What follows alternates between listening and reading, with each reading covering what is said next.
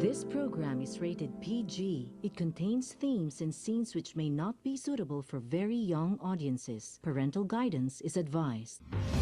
Be advised that the views and opinions of the hosts and guests do not reflect those of the station.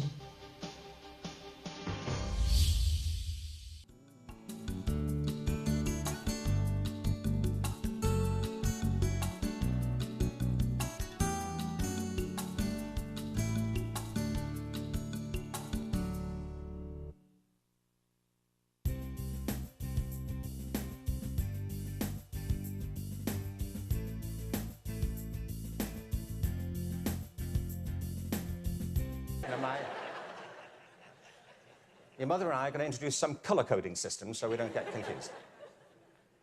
Education under No Child Left Behind is based on not diversity, but conformity. What schools are encouraged to do is to find out what kids can do across a very narrow spectrum of achievement. One of the effects of No Child Left Behind has been to narrow the focus onto the so-called STEM disciplines. They're very important. I'm not here to argue against science and math. On the contrary, they're necessary, but they're not sufficient. A real education has to give equal weight to the arts, the humanities, to physical education. An awful lot of kids... Sorry, thank you.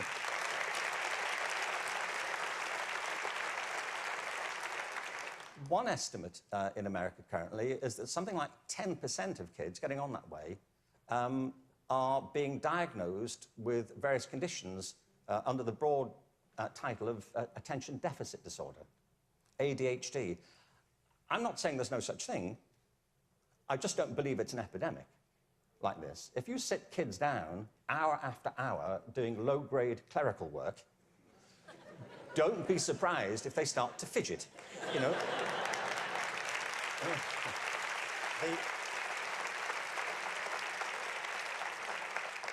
Children are not, for the most part, suffering from a psychological condition. They're suffering from childhood, you know, and I know this because I spent my early life as a child. I went through the whole thing. And kids prosper best with a broad curriculum that celebrates their various talents, not just a small range of them. And by the way, the arts aren't just important because they improve math scores, they're important because they... Good evening, ladies and gentlemen. Welcome to Philippines Uncut. I'm your host, Buddy Kunana. Now, on this show, we talk about everything in the sun, and tonight is about education. Now, this show will be very interesting, especially for you parents out there, because we're going to be talking about progressive education, a system that puts the child at the center, a system that focuses on the child's individual developmental needs. And joining us are guys from a very progressive school called the School of Academics and Arts, led by Principal Jules Bermudez. Welcome to Philippines Uncut, Jules. Hello, good evening. Thank you for having us here. Thank you very much. No, I mean, this is also very timely because, you know, a lot of parents have started their kids in school, you know, this month. Yeah. And, you know, it's just this is a fascinating subject for me because it really will entail a paradigm shift in the way we think about education, right? Now, before we jump into the topic, let's talk about you and your background. Who is Jules Bermudez? Teacher Jules to many. I've been a teacher for more than a decade now, exactly 12 years. I started in a public school system and then private schools. And then my wife and I taught in the States, Washington, D.C. for 7 years. So we're both credentialed teachers in the States as well. My concentration is biology and special needs, autism, and giftedness. So I assess children with special needs as well. But, you know, my school actually speaks so much about the arts. And I have always used that in my assessment and in my therapy work. Very nice, very nice. Children. What led you to this advocacy, to this line of work? I feel like so many kids are, or I would say, if I can borrow from a politician, it pains me a lot when kids are not able to catch up on the learning or the understanding that's going on in the class. Part of me is like I'm like telling myself I can do more or I can do better. I can shift the dynamics in the classroom around. So that actually encouraged me to advocate for this type of school of thought. Yeah. Jules, what's wrong with the education system that we have today? The education system that you and I grew up in. No, I mean, I went to traditional school, you went, and I think, I mean, almost everyone I know went to traditional school. And let's define, what is a traditional school? A traditional school still has the teacher as the primary source of the content, the skills, the habits of mind, meaning the sage on the stage, as opposed to the guide on the side, which the progressivists are really encouraging. Aside from, of course, the usual issues with lack of resources, the number of students, you know, the ratio of teacher against the students, and the facilities, and all the amenities. Sure. Aside from all of that, I think the traditionalists still believe that we are, the professionals, the adults, are the source of learning in the class. Okay. Where, I mean, the fact is, kids can actually contribute if we would just allow them, and if you would really believe in their capacity to drive the conversation in the classroom, to pose intelligent questions, to make sure that they are in the know in developing and shaping the discussion and the intelligent argumentation in the class. Yeah, yeah. So you really focus on sort of empowering the student to achieve his or her potential. Yes, but of course, I with my background in child psychology, I believe that adults are here to actually create the parameters, the prepared environment for the children. Of course. But the thing is, they can actually guide us to what they really need in this life. They can actually point us to the direction we're supposed to go. Okay, Jules, the schools that we went to were traditional schools. I went to traditional school, which I think I did. I'm sure I did, and you did as well. And in our school experience, you and I, we were in a classroom with a teacher and set subjects, and we all had to study the same way, do the same homework. Everything was the same way, basically, for 40, in my class, 30, 40 people. Now, what is wrong with this system? The education, the learning that should take place is not catered to the uniqueness of the child. It's like a factory meal. Everybody's just lined up, waiting to be served by this packed lunch. We are not creating, or we are not identifying the strength of our children. Of course, with proper tools and assessment, we can actually identify the direction or the weaknesses of the children. But I think we are really not gathering our courage to really identify what my students need in that particular time or in that particular moment wherein you think there is a need for that child to answer or respond to a question that's been going on in his head and yet cannot be answered by anybody in the class. Yeah, and you hit the nail on the head when you said that the children, the students are all different, no? Different needs, different likes, different dislikes. What is the effect of this standardization or this of everyone going through the same process and the same procedure, the same process, the same curriculum? What is the problem? What is the effect on the students? That's an excellent question, and that's a question that's being discussed by so many. With standardization, we set the bar, and in this particular bar, the kids are supposed to hit that particular target. And if the child falls behind or could not grasp or could not get into that particular bar, then he will be called a weakling, he will be called an otherwise person, or he will have a different self-image perhaps, or a different picture of himself. And it's very devastating for a child, no? For the child's confidence and emotional. Yeah, I've seen so many children and so many families, not just children, but parents who are in a way disgusted and really tired of having to hear from administrators, schools, telling them that there is something wrong with their child.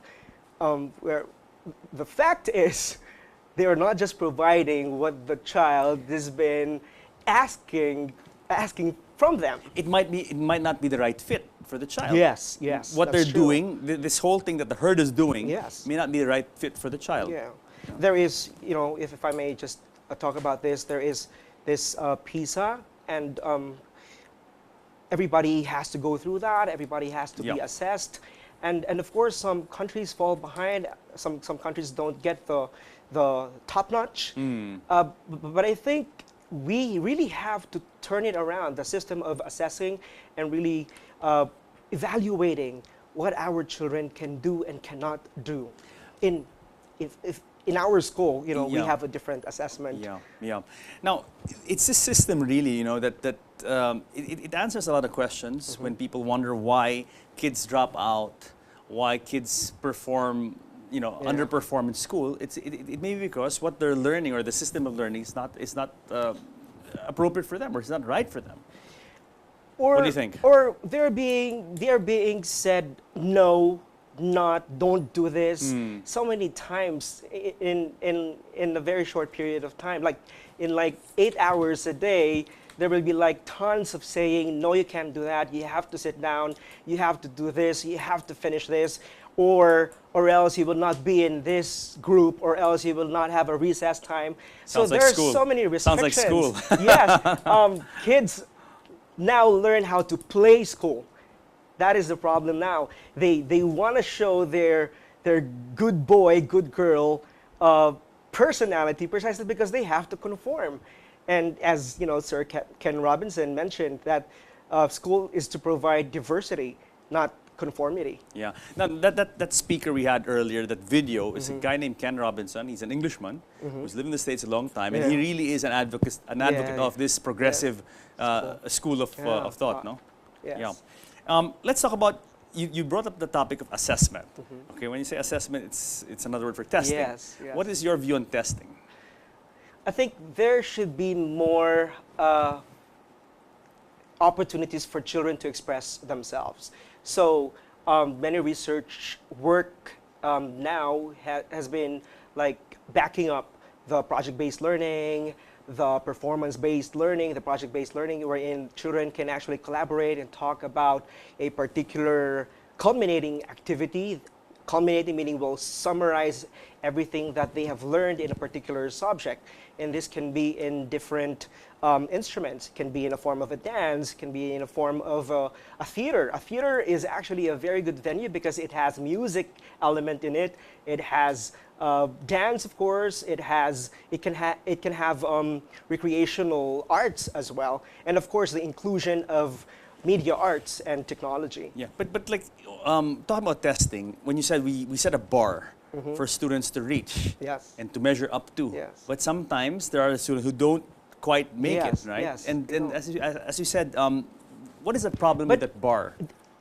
The bar is sometimes, especially if it's even the standardized assessment, they are not too sensitive when it comes to the culture. Not too sensitive, not reliable at all, or not gender sensitive, maybe. So that makes the assessment, that makes the standardized assessment not standard at all, because you will have to go back again to the essence of all these assessments, that we are unique, that we are so different from even if we have a twin brother, or sister. That twin brother or sister is quite different from us in a variety of ways. Yes. You mentioned earlier the role of teachers. Like in a traditional school, teachers are there to disseminate information and to basically instruct. In a progressivist school, what is the role of the teacher? The guide on the side. I would love to think that teachers, because of they are well versed in the content, because they know the direction that the child has to take, and they have the end in mind. Meaning, at the end of the quarter or at the end of the year, these are the repertoire of skills that a child must have.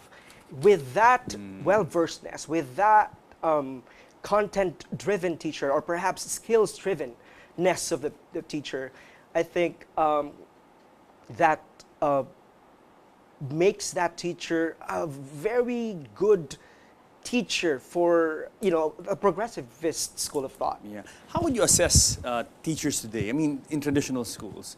I mean, what is lacking? What is, you know, for want of a better word, what is wrong?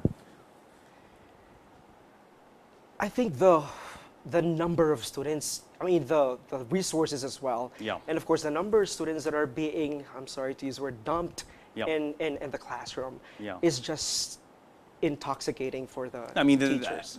that definitely is a big problem when you have, you know, teacher-student ratio. Yes, yes. I mean, the smaller the ratio is, it's my, always better. my point in saying that is that if you have really like 40 kids or even more than that, you could hardly think of a lesson or even a technique that will work best for that Yeah. whole bunch. Yeah. So, but aside from that, I think too many teachers are not reflecting at the end of the day about their profession. I think it is very important that at the end of the day, a teacher gets to ask herself or himself, what practices really worked and what didn't.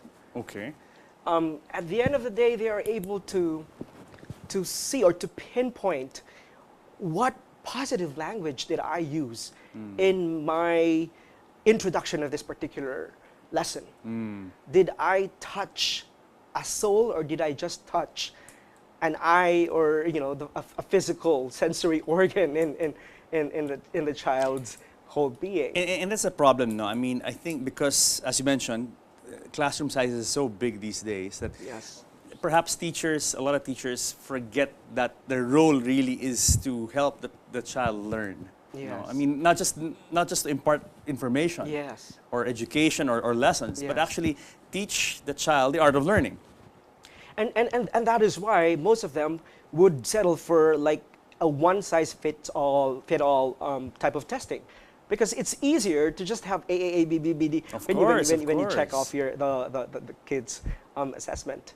I mean, going back to how the progressivist set the tone for assessment is that we identify the strengths and we project in a way, we see that these prerequisite skills are in the direction or are in the pathway to achieving this particular ultimate skill that any learner must have, any 21st century learner must have. Yes. Yeah. So, what is it that you guys teach in this progressivist or progressive school of a system of education? What is it you teach? You don't necessarily teach, what you're trying to teach them is how to learn. Yes, of course. Yes. And like essentially what is learning? Learning should be fun, That's such a cliche.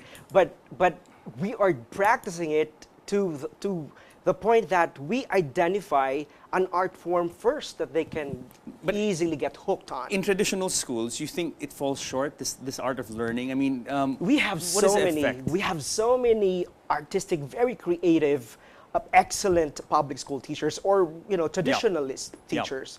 The problem is there is a curriculum. There are work plans that need to be finished, and everybody's just rushing to finish that off, not really minding if my child is getting it. That's the word child being left behind. No real reflection on what approaches, what techniques, methods that are evidence-based as well. Could it also be the training of the teachers? Because maybe a lot of teachers are trained to view things a certain way or do things a certain way. A large chunk is contributory to that. It's a very, very sad state. I had the privilege to actually teach in a master's program too. And I felt like the content or the knowledge, the habits of mind is watered down. It's watered down, meaning the soft skills, the non-cognitive skills are not there. Writing, business letters, presenting yourself, basic English, or presentation of self, how to approach somebody. Those non-cognitive skills, executive functioning skills, how to look at somebody, how to approach somebody in a social setting. And I think, the progressivist school touch that. Great. Jules, hold that thought because we have to pause for a break. When we come back, we're going to be joined by Hani, your Yes, lead teacher, Teacher Hani, and we'll talk about more about now the school and your programs and how you guys are trying to teach your students the art of learning. So guys, stay tuned because more of the art of learning when Philippines Uncut returns. All right.